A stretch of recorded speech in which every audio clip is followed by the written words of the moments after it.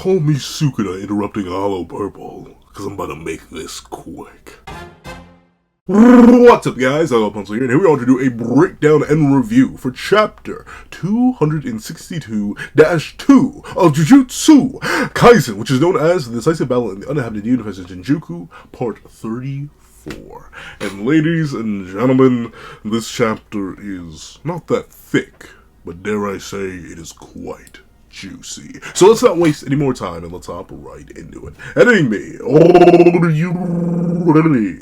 A 3, a 2, a 1, go.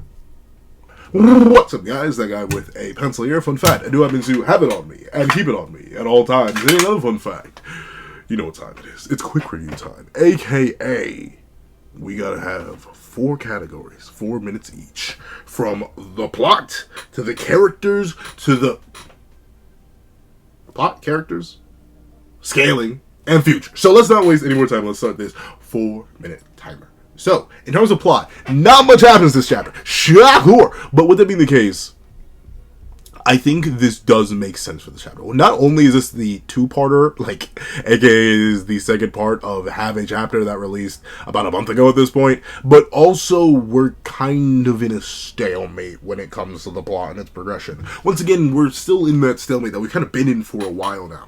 Ever since the Shinjuku Showdown started, we've kind of been running the final gauntlet. The only major plot progressions that can happen at this point is A, a major character perishing, B, a major character being removed from the narrative, if not the mortal way, you know, some other way, and or C, big merger, or D, a big character return. And ultimately, that just wasn't going to happen this chapter. If anything, the only big character who could have hypothetically made an appearance and caused a drastic shift is if Rika herself showed up, just appeared in the domain somehow. But even then, we've kind of seen that that's just not something she can do, or at least not something she can do autonomously, and considering Yuta himself admits in this very chapter that, hey, seems like Rika isn't possessing this body, so I can only use a limitless right now. So ultimately, Rika kind of can't break in, or even show up to the battlefield without either getting cleaved to oblivion by Sukuna's domain, or breaking Yuta's unlimited void and then causing more trouble from there. So ultimately, in terms of plot, the chapter's probably gonna get about a, I'm gonna be harsh, but like a 2, maybe a 1, like just because it has a plot. Like we get to see the battle of Sukuna and Goda go on. Notably, I was kind of expecting Geiki to do like a sort of soft time limit thing, like we would see like almost, maybe not every page, but like every other page you would see like a timer counting down. And so we're still running on the 3-minute timer, and presumably we're going to see a majority of this fight. But outside of that, the chapter doesn't necessarily have all too much to offer plot-wise, naturally because we're in a sort of plot nexus point. If any of the things I had previously mentioned were to have happened, the entire chapter would have been derailed. By derailed, I mean derailed. Like legitimately, just thinking about what would happen if we were to, I don't know, spontaneously revive a character, hero or villain, Kenjaku or Gojo, or we were to spontaneously introduce a character. We'd either have to break the rules of the domain clash, we'd have to suddenly end the domain clash easier, or one of our 2 major combatants would have to perish right now. And well, don't get me wrong, I am 100 billion decillion% in the camp that a certain Gota Akotsu is destined to eventually. I don't think his time has come just yet, and I do think him getting the 2-chapter Kashimo treatment would be, how do the cool kids say these days, absolutely insane. Now, of course, this technically is still all 1 chapter, but still, just the principle of the darn thing. I don't think that ultimately Suga was going to get, I didn't think Sukuna's going to get 2 chaptered. I didn't think Yuta's going to get 2 chaptered. So it makes sense that in the second half of what is arguably basically the second chapter, I guess maybe. It really depends on how you take the initial 261 and how that first domain clash encounter, if you count that as the start of the fight, technically it would have been a 3-chapter wonder, but still, not really because it's still 2-2-2. But overall, plot-wise, yeah, the chapter is pretty weak, but hey, what exactly do you want from Geiki, right? Like, that's at least the question I always find myself asking if I ever want plot progressions. It's like, okay, we make plot happen. Characters need to perish. I don't like characters perishing. So that's the way the plot progresses. Those are the big major plot points. It ain't just character writing that happens when a character gets got. It's also plot reasons, as we've seen throughout the entire narrative of JJK. So ultimately, I'm fine with the plot being stagnant where it is. I'd give it a solid I'll give it a 2 out of 5, mainly because I do like the certain plot development of Sukuna possibly getting hit, even if I will soon reveal I think that's going to go absolutely nowhere. But now we'll talk about characters. Now, in contrast to the plot, shock horror, Pencil Man's favorite characters are on screen, or some of his favorite characters on screen. He's really going to like the characterization of this chapter. And that is a big old, thick, hefty, juicy yes for me. I don't think there's a single character who makes a more than one panel appearance in this chapter that genuinely annoys me or anything like that, because all the characterization is perfect. From Yuta being so frantic and nervous and I can't get used to the controls. What's my B&B? Like, he just seeing Yuta struggle with the controls, absolutely and genuinely hilarious. Seeing that ultimately Ryoma Sukuna is kind of in this, like, I don't want to say bored state, but you can just kind of tell his heart really isn't in it from just his facial expressions. It's sort of like blasé look of, all right, I get. Like, once again, you can sort of tell he's kind of just here vibing, which I do think is neat. Ultimately, I do like how also on a character level, Inumaki, I just gotta give him credit before I scurry off right out of time. Inumaki risking and basically sacrificing his entire throat in order to, stop Sukuna for simply a second. Maybe half a second, at least long enough for Goto to charge up one. I'm really hoping Inumaki sacrifices in vain, because it is arguably, despite him not actually being there, it's a tape recorder, but despite him obviously being more important than, let's just say, I don't know what this is, but with Inumaki being less important and him getting something like this, I ultimately do think that's a really neat moment for the character, a good way to use cursed speech. Though I will admit, it is a bit questionable. I don't know why Sukuna would have domain amplification off at this point, especially if he is, as Goto notes, still wary of you to be able to use other techniques. It does feel a little bit weird, but on a character level, I'm willing to let it slide. Like, just because I think it's an interesting character moment for Inumaki, and getting to see him finally reach into the Shadow Realm, pull out the Shadow Realm, clutch up like crazy in this moment. Fantastic, great on that front. Another thing I do like is, once again, the further solidification of Gojo's character, and the whole idea of being the strongest, and the freedom that comes with that, and the restrictions that come with that. I do like that. I do like seeing Baby Joe and his influence affecting the future generations. Once again, the whole idea of, well, should I do this, or should I not do this? This is Yuta essentially judging based on Gojo's memories. Okay, what should I do, what should I not do, what should I use, what should I not use in all these specific situations? And ultimately, Yuta is finding himself amazed that Gojo could even do that, because he's naturally amazed at the strongest when he himself is not the strongest. And I think that's great, because it feeds back into Gojo's narrative about being lonely at the top, the whole idea of being admired rather than respected, and the fact that, once again, Satoru Gojo is the strongest limitless and six-size user in history. This hijack in his body, even while it's still in its prime, is not going to be enough to compensate for any physical, psychological, or any other hypothetical weaknesses that do happen to exist. And ultimately, Yunakotsu has a lot of weaknesses that Sukuna is happily willing to exploit that Satoru Gojo himself simply did not have, and that is ultimately why Yunakotsu may be destined to lose just on a character writing level. Right now, he's playing Puppet Man. He's playing Body Snatcher. But unfortunately, he stood no chance at being anything more. Or at least that's my view on Yuta. Despite how much I love his character in the chapter, I still think that boy is Digidestined to fail one way, shape, or form. But Sukuna, also still really, really good. I do like this chapter for Sukuna a whole lot, just because he's so playful and also so knowledgeable. But we shall move on to the penultimate category, the scaling. Now, once again, the scaling in this chapter is, I would actually say, it's contentious. Except kinda, sorta. Mainly because, like, once again, for all intents and purposes, this should be a completely fresh Goda. Sure, the stitches are still healing and the RCT is on full blast, but still, this should be a fully fresh Goda, and this is a super duper uber duper weakened to the unbeknownst degree variation of Sukuna, and he's still so, like, relaxed. And notably, we see that Yuta does actually land some hits. He lands a kick, he lands a toss down, he lands another kick. He then proceeds to punch and punch and punch some more. Like there are things he even backhands, or not even backhand. He palms the back of the head of his. Where's my brain going? He simply smacks down the head of, I believe it's meant to be Sukuna. I don't know where my brain suddenly switched over to Blue Lock for some reason. I'm sorry, I was about to say Shido so badly, but essentially, scaling wise, this chapter doesn't have anything too crazy, mainly because it's not necessarily telling us anything we didn't already know. We've been known Sukuna was the strongest in the verse. Like this isn't really rocket science. Of course, you can still be in denial. And it's a river in Egypt, so I don't recommend you being there. But still, you can be in an aisle if you really want to. But outside of straight, liquid, hot, ooey gooey denial, these two do seem to be somewhat relative when Sukuna is massively weaker than what Goda should be.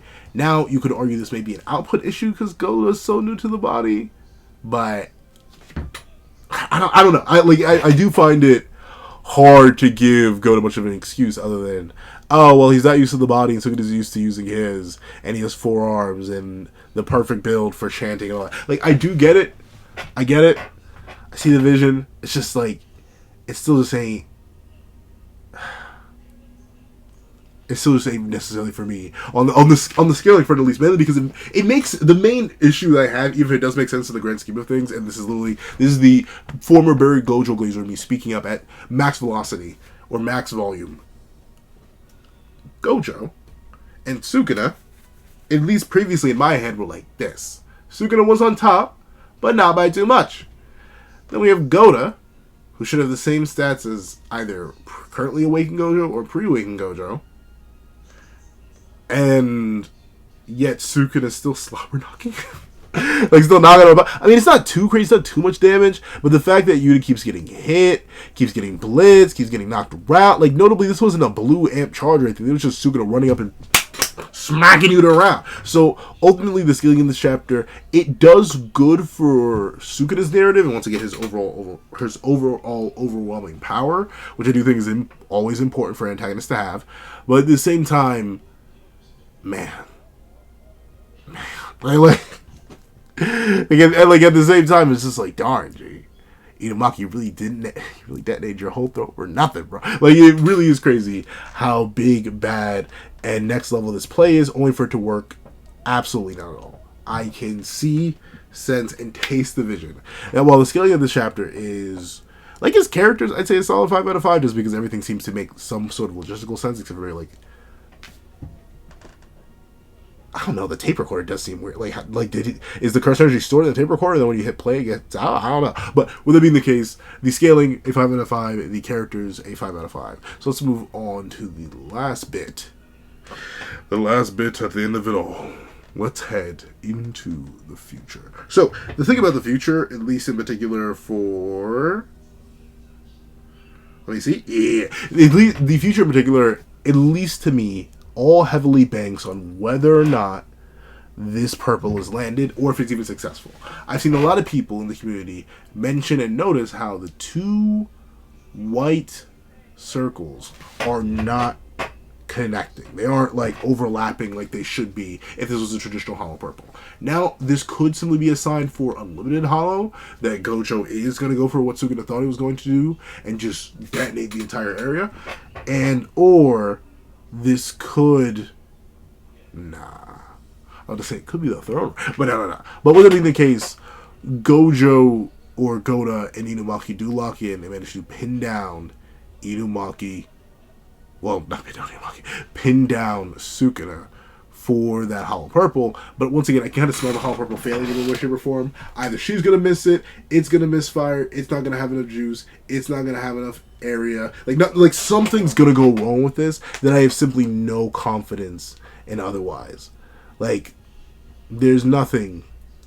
Like, I don't know. There's really no hope if you just can't even get it off. I hope he gets it off, but I hope, like, Sukuna does, like, either dodge it or bite him out or do something in order to make it so that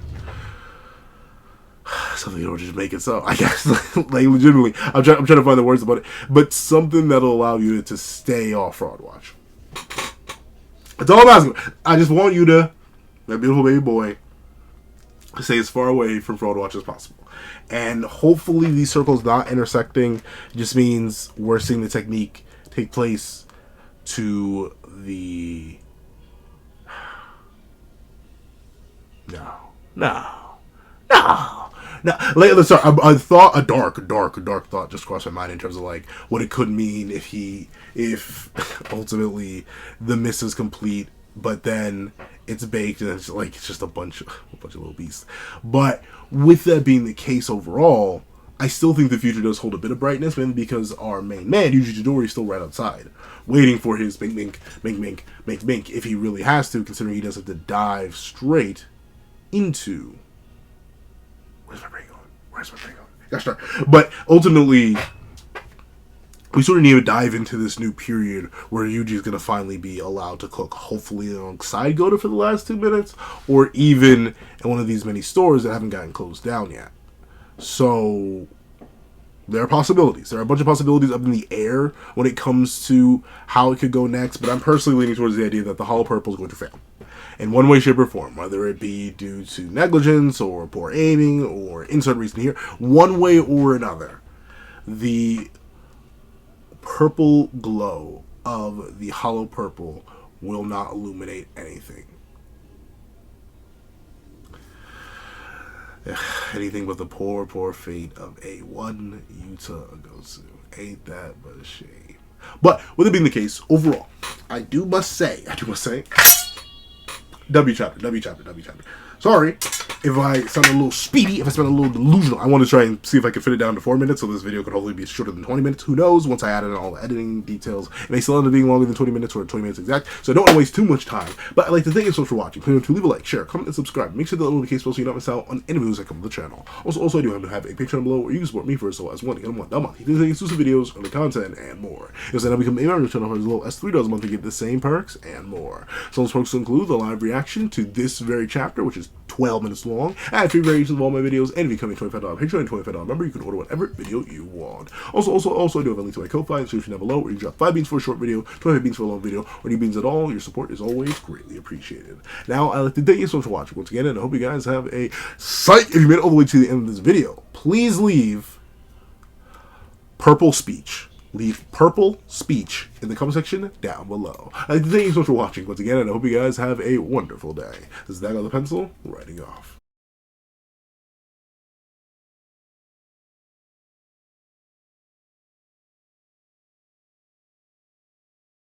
I'd like to thank you to our $3 members: Zena, Greyhound, Astro, Eternal Flame, NMA, Real Rare, G Prosper, Red Wolf 4765, and Paris Arnold.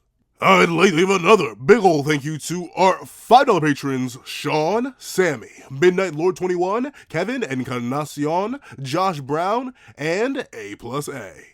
And I'd like to give a great big thank you to our $7 members: Autumn Mornings Lazo, Fine, and That Guy. And I'd like to give a great big thank you to our $10 members: Robbie Uchiha, Jay Warrior, and Akid's Void.